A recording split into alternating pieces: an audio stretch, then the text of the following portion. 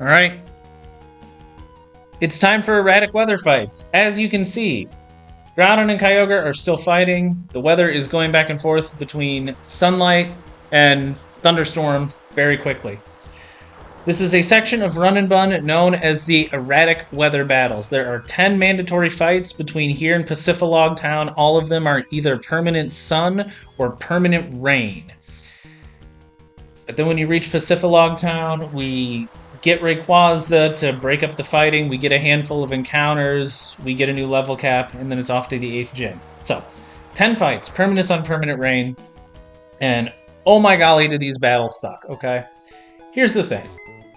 In Run and Bun, rain and sun fights are already hard enough on their own, but these rain and sun fights are especially difficult because think about Pokemon who can set the sun and Pokemon that can set the rain. With the exceptions of Groudon, Kyogre, and Mega Charizard Y, how many of the Pokemon that can set sun and rain are actually good Pokemon in battle? There aren't any. Like, throughout all of Run and Bun, whenever you get a permanent sun or permanent rain fight, it's like, yeah, you have a team of 6 Pokemon, but only 5 of them are good because your weather setter is bad. These fights, there is no weather setter because the rain and sun are just permanent all the time. So these are 10 fights of 6 Pokemon on each team. There's sun teams or rain teams, and there's no bad Pokemon because there's no sun or rain setters. So this is gonna be rough. I'm trying to talk while I put on the items that I need for this fight, and my brain just cannot handle this. I definitely would not be able to stream. I'm just realizing that in real time. Fun fact, if I did stream this game, though, and could stream and, like, concentrate and put together fights as well on stream as I do in person, like, just by myself in my room, I feel like I could probably get through this whole game in 2 months. Like, I know that most people that have beaten this game, their runs are, like, 4, 5, 6 months long. I honestly think I could do it in 2 months. Because I have all 10 battles in the permanent weather. I have all 10 of these battles pre-planned because I had like 2 days where I didn't have anything to do. I knocked them all out in 2 afternoons and evenings. Now it's going to take probably weeks to get them all filmed and everything because, work and life and everything, but I had 2 days where I had nothing going. I got all 10 of the fights planned out. No joke. So, anyway, that's enough about me. So, okay. Just a thought, okay? These are known in the community as the erratic weather fights because, the weather is raining for some and it's sunny for others. Okay, but here's the thing. Look at the overworld, okay? Look how quickly in the overworld that the weather is changing between sunny and rainy, okay? Now, I don't know if it would even be possible to code the game to do this, and I know that if the game was like this, planning for the fights would be impossible, but, like, when I hear erratic weather, I think, imagine if you're in a Pokemon battle, and at the end of every single turn, the game randomly picks for the weather to either be sunny or rainy for the next turn, and it's just constantly changing. I know that the fights would be, like, impossible to plan for, they'd be impossibly difficult. I don't even think that'd be able to be coded, but, like, that would be true erratic weather. This is just alternating between sun and rain, and it's very convenient for each of these trainers that they just happen to be sitting in the middle of the ocean with either sun teams or rain teams, and it happens to start raining or the sun comes out as I swim up to them to fight them. But anyway, I digress. All right, 10 sun/rain battles, and then we get more encounters. We get a new level cap. This is the first fight against Swimmer Reed. There is one turn here where this could go bad. But outside of that, we should be good. Let's do it.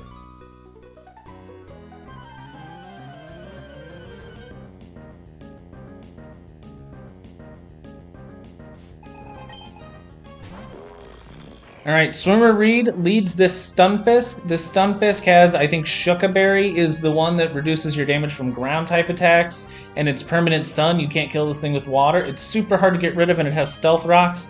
Pre-burned Guts Ursaluna with Silk Scarf outspeeds and one-shots this thing. Because as slow as Ursaluna is, Stunfisk is even slower.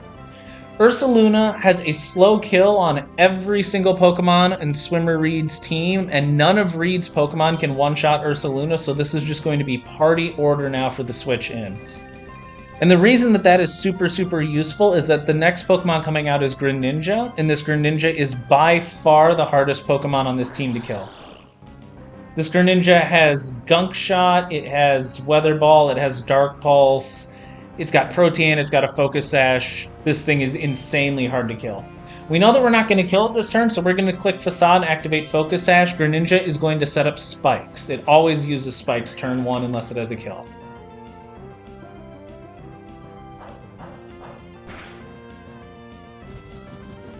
And then here on this next turn, whatever move we click is going to kill. Greninja is much more likely to go for Weather Ball than anything else. This could potentially be Dark Pulse. It's much more likely to be Weather Ball.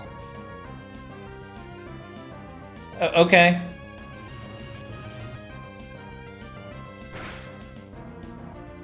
There were, like, hardly any overlapping rolls. There are only 5 rolls of Dark Pulse that did as much or more than the...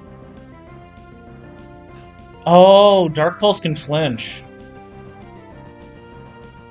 That's why Greninja clicked Dark Pulse, probably. Oh, this could be bad. We're dead to HP Fire Crit or Dark Pulse Crit. I completely forgot Dark Pulse could flinch. Wow. Well, this is bad, because if this is a crit, not only do I lose Ursaluna, but then I'm cooked, because I have all 10 of these fights pre-planned already. And I'm only planning on losing 1 Pokemon the entire time. Please do not HP Fire Crit, Dark Pulse Crit, or Dark Pulse Flinch me.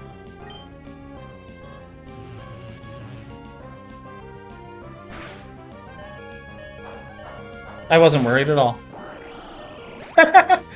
I wasn't worried at all. Oh my god. Alright. This is Cloyster coming out. Good god. I wasn't worried at all. Are we dead to Rock Blast? We are never dead to Rock Blast. Okay, this is either Weather Ball or Icicle Spear. We're going to switch to Urshifu.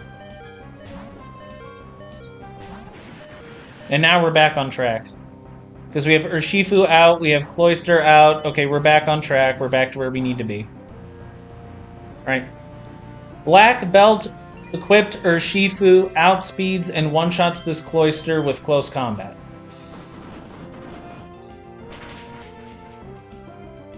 That was a little bit of a scare, but we're through it now. We're not even at the part of the battle where I know that I'm risking. But, okay. This is going to be Archeops. Archeops has a fast kill on Urshifu with Air Slash. Once all of the animations finally get over with. This is only Air Slash. This can only be Air Slash. We're going to switch to Hydreigon. Hydreigon is going to take this Air Slash very, very well.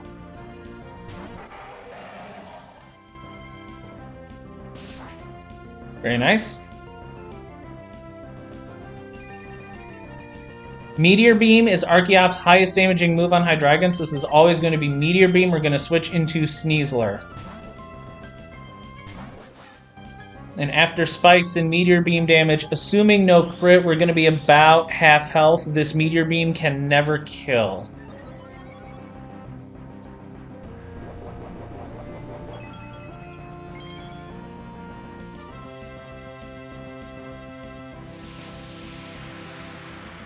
Every Pokemon in Run and Bun with Meteor Beam has White Herb. Every single time it comes up, it's really scary and it's also super annoying. I don't know why I put a Citrus Berry on Sneasler. I honestly don't.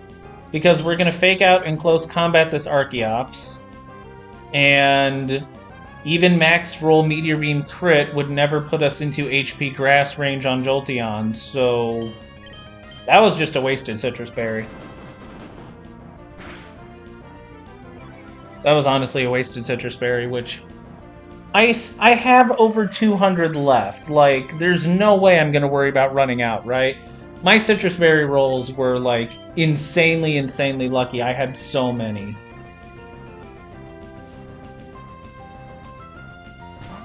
Very good. Jolteon can never use HP Grass. This is either Weather Ball or an Electric type move. We're going to switch to Seismitoad. And the best thing that Seismitoad does is that if Jolteon had used Volt Switch, it prevents it from switching out.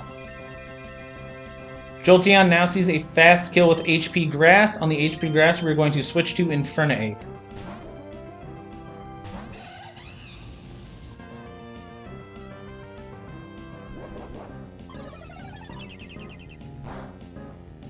Excellent. And this right here is the risky turn. Jolteon is always clicking Thunderbolt. If Thunderbolt crits, Infernape dies, and I honestly don't think I have a way to win this battle. I don't think I can kill this Jolteon if I don't do it right here. Close combat always kills. If Thunderbolt crits, we just die, and I'm pretty sure we wipe. Don't crit. Don't crit. Hold. Infernape, hold. Infernape, held! Alright. Oh. I honestly don't know why I have Citrus Berry on Infernape either, because with the defense drop from the special defense drop from close combat, I'm pretty sure we're dead from everything Arcanine has anyway. So I guess really I wasted 2 Citrus Berries on this fight, but you can never be too careful, right?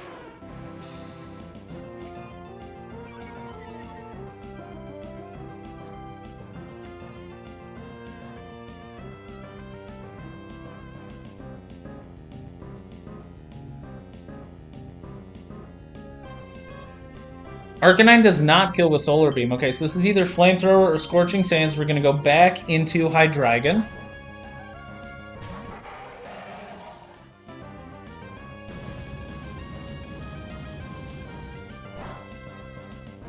Thrower. What is Max Roll Flamethrower crit? Max Roll Flamethrower crit is 115. And Choice Specs Hydreigon Draco Meteor does minimum 280 HP, which is exactly the amount of HP Arcanine has.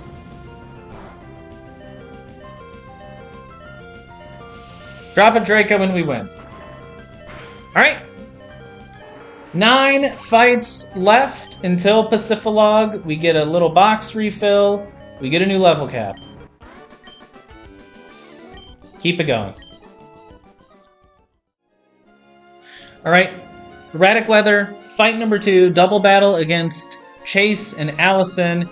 Are you guys all ready to see the fastest Erratic Weather fight that you will ever see? Here we go.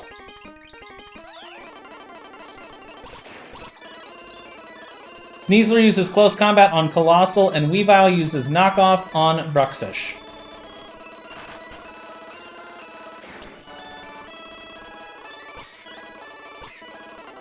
Sneasler uses Close Combat on Lapras. Weavile uses Triple Axle on Nidoking.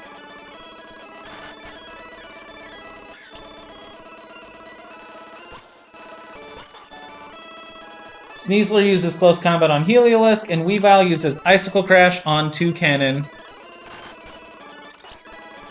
And that's Chase and Allison. 2 Erratic Weather fights down, 8 to go. Keep it going. Erratic Weather fight number 3. This is the first of 4 battles in a row that all are in permanent rain, as opposed to the first 2 that were in permanent sun. We have a line for this battle. We've got a bunch of different branching paths. I literally have line 1, 1A, 1B, and line 2 in my notes. I have learned my lesson from the Seafloor Cavern when I had those back-to-back fights where I didn't plan anything and I almost wiped. I am planning for every possible outcome from now on. So my notes are hyper-detailed. We're not making any more mistakes. Here we go.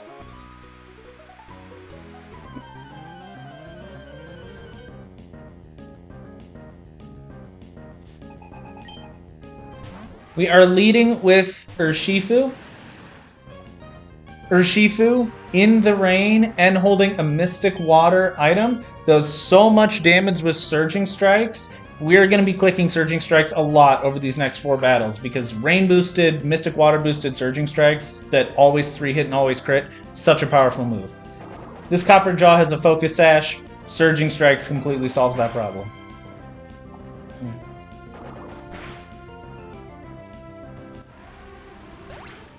Urshifu out-damages every single Pokemon in Tisha's party, so this is going to be the first Pokemon on her team that outspeeds us, which is going to be Swift Swim Beartic.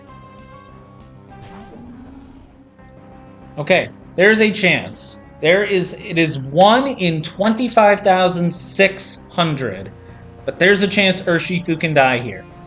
Beartic is 50-50 to click either Icicle Crash or Liquidation. And on the next turn, Poliwrath is 90% to Belly Drum, 10% to Drain Punch. If Beartic clicks Liquidation and crits and gets a defense drop from Liquidation, and next turn Poliwrath clicks Drain Punch and Drain Punch crits, Urshifu dies. It's never going to happen. It was never going to happen. I just wanted to put it out there. I just wanted to say it. Oh my gosh, you've got to be kidding me. We flinched. Okay, continue everything I said. We can still die here then. I forgot Icicle Crash could flinch because literally every time I've used Icicle Crash in this run, it's been to one-shot.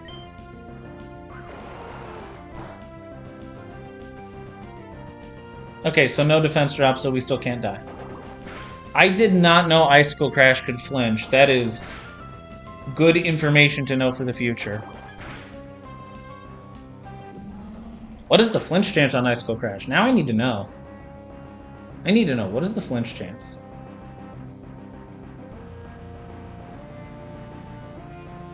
Icicle Crash is 30% flinch chance? Seriously? Literally every time I've used it, it's been to one-shot, so I didn't even know it could do that. Wow. This is Poliwrath.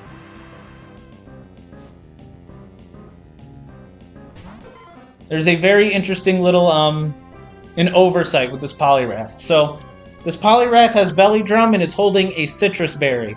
The AI, when it has a Pokemon with Belly Drum and holding a Citrus Berry, looks at your Pokemon, and if you can't do 75% damage, it very strongly encourages Belly Drum. Because Belly Drum cuts your HP in half, Citrus Berry heals a quarter, you'd be at 75%. The issue with this Poliwrath is there's a slight oversight. When Dexa made this mod, he gave every single AI Pokemon 31 IVs and all of their stats to make them as powerful as they could be. This Poliwrath's HP is an odd number, meaning that if this Poliwrath clicks Belly Drum, Citrus Berry will not activate. So, Urshifu, close combat does 55% minimum. If Poliwrath Belly Drums, Citrus Berry will not activate, we always kill. And because it does less than 75% maximum, it never sees that we can kill it, so Belly Drum is super strongly encouraged.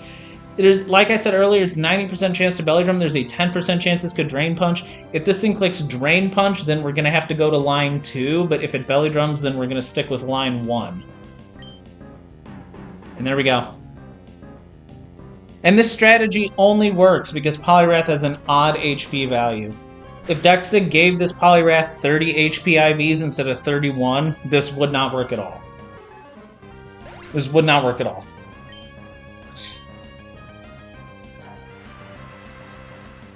This is going to be Vaporeon. Yep, all 3 of the Pokemon left are slower than Urshifu and do less damage. So this is just party order.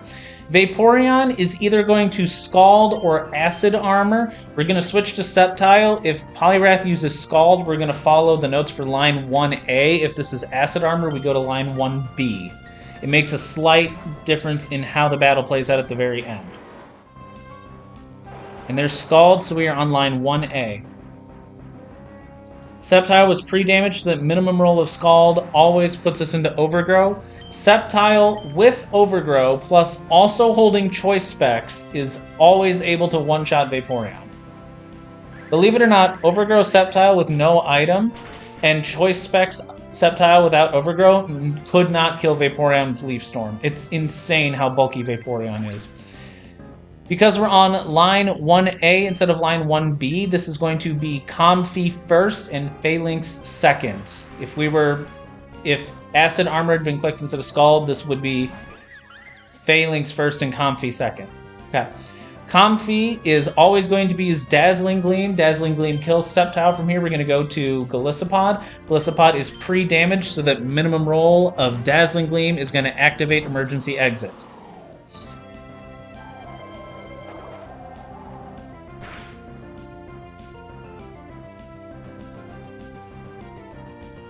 That was a lot more damage than I thought it would be.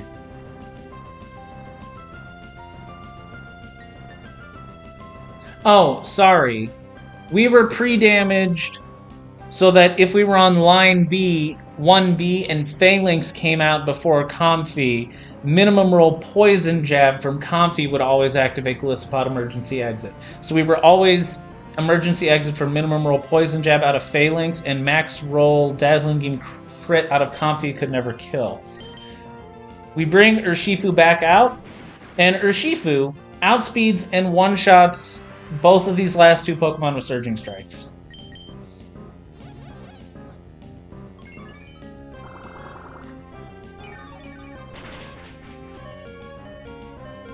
What? Did I make a mistake? Is Comfey faster?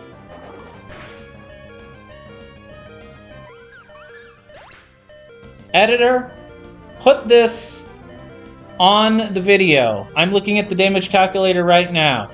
Urshifu has 209 speed. Tisha's Comfey has 208 speed. And somehow, it just moved before me. Put this on the screen. That should not have been able to happen. We should have attacked first. I do not know how that just happened because Urshifu's faster by 1 speed point. I mean, it doesn't matter. We still win, but that was actually kind of terrifying.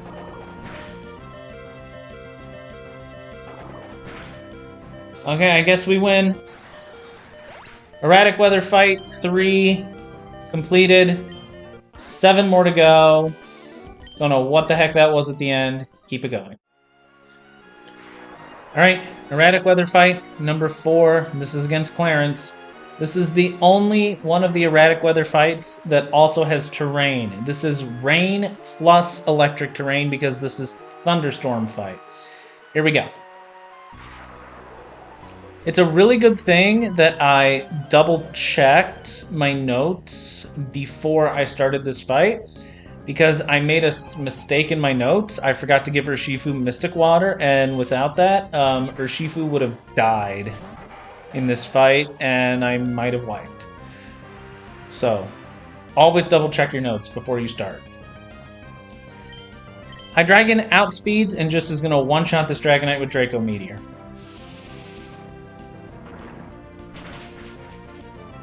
Very good.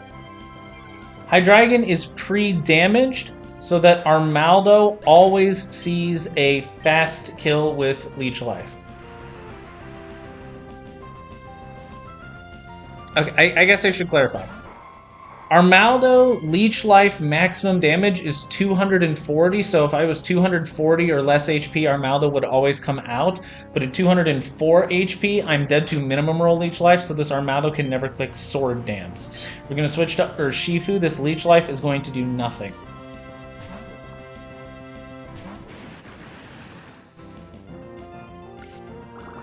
This is Swift Swim Armaldo. I did not know Armaldo could ever have Swift Swim. I did not know that. This is going to be Earthquake from Armaldo. We're going to click Surging Strikes, and Surging Strikes is going to kill. Surging Strikes is going to super kill. I'm pretty sure Surging Strikes is like minimum, like almost 200% damage here. Yeah. That was 1 hit, and it's guaranteed 3-hit attack. It's insane.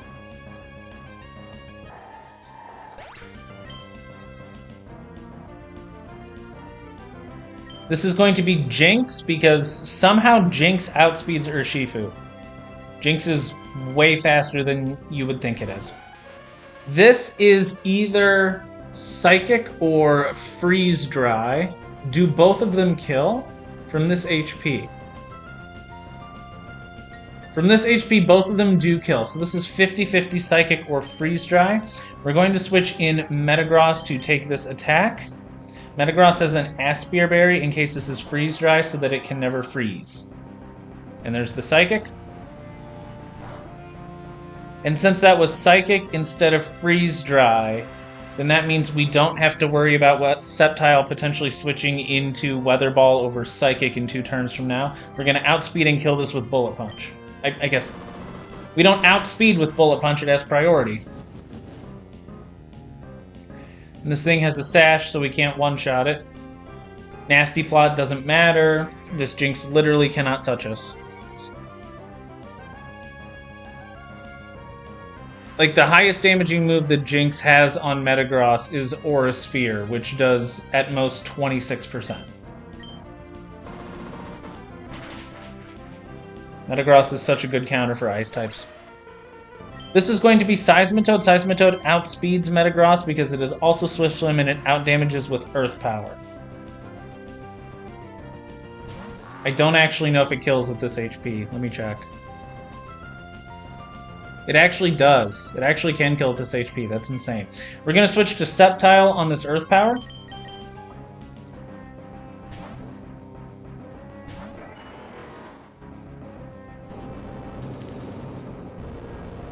We have Choice Scarf on Sceptile.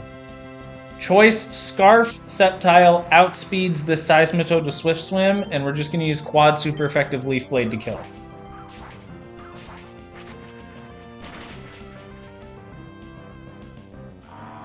This is going to bring in Magnezone.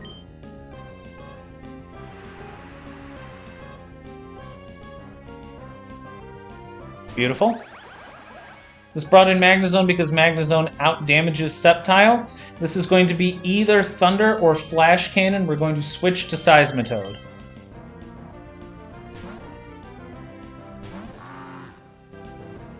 Excellent. Magnezone is now seeing HP Grass on Seismitoad. We are going to switch now to Pre-Damage Golisopod. And anytime Pre-Damage Golisopod comes out, I think we all know what happens next. Minimum roll HP Grass activates Emergency Exit. And we're going to bring Urshifu back in. And this right here is where it's a good thing that I double-checked my notes. Because I did not have Urshifu holding Mystic Water in my notes. This Magnezone is sturdy. So that's why I can't just kill it with close combat. Because it will kill me with Thunder, which never misses in the rain. Without Mystic Water, Surging Strikes cannot kill Magnezone. Urshifu would have died.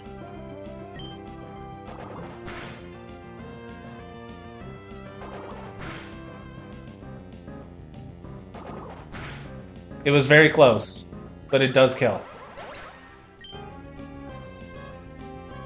This brings out Tentacruel, the last Pokemon.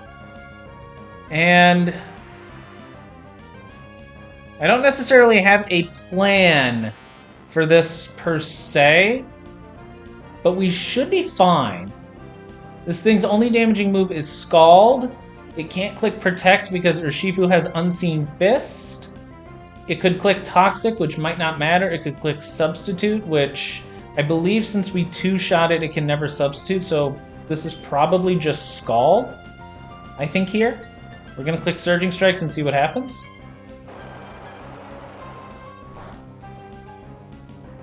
Okay.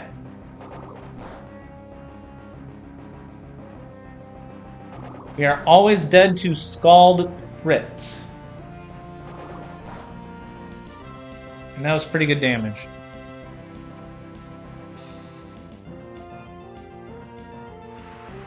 Tentacruel at most has... Oh, that's right. Rain Dish and Black Sludge. Right. Okay. How much health does this have? Surging Strikes is minimum 71%, maximum 83%. That looked like it was a lot better. That looks like it's probably about 30-ish% or so.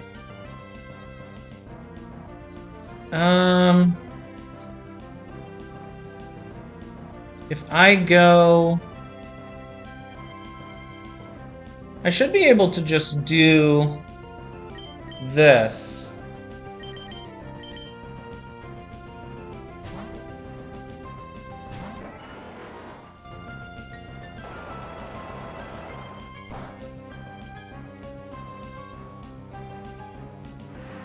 I don't know if Leaf Storm is going to kill from here. Leaf Storm is minimum 43%, maximum 50%. It's going to be close. I think we might be able to kill this. I'm very surprised that it did not protect there to give itself more healing. It's what I would have done. Are you serious? You lived on 1 HP, you little piece of crap.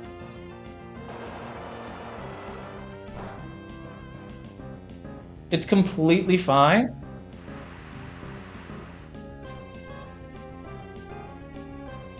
I don't actually know how much healing Rain Dish and Black Sludge do. If this thing protects here, am I going to be unable to kill it next turn with Leaf Storm? We're dead to Scald, but if it clicks Scald, we just win. Okay, let's just try to attack again. Okay, well there we go. I don't know why it never protected. I feel like Tentacruel could have given me some trouble if it decided to just spam protect, but yeah. Well, there we go.